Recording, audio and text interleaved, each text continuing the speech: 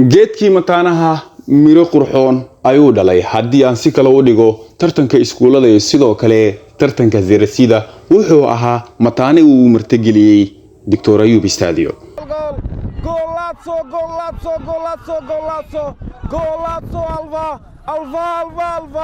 Alpha is goal.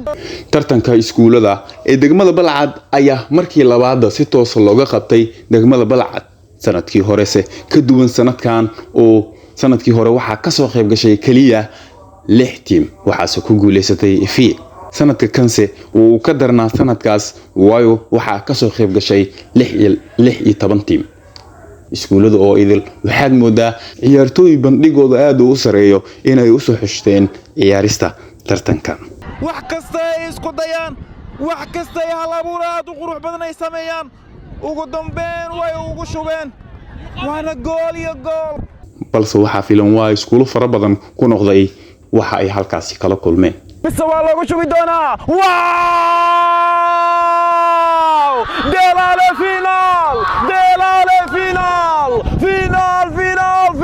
haleyaale iyo sidoo kale Delale ayaana soo tiigsaday kama dambaysta tartanka iskuulada degmada Balcad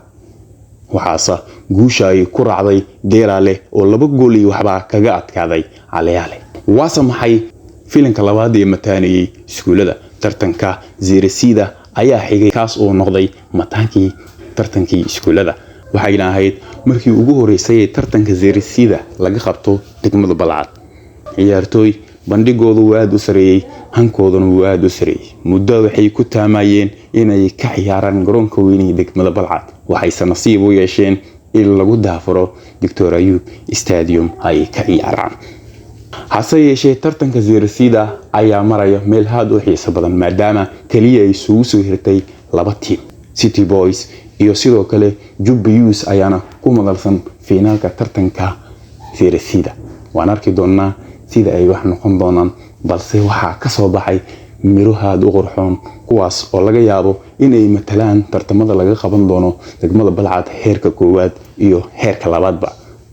anigu wajilaan caalami kamara halka oo idin kaga imaanaya barnaamijkan waa Rajo Sports Balcad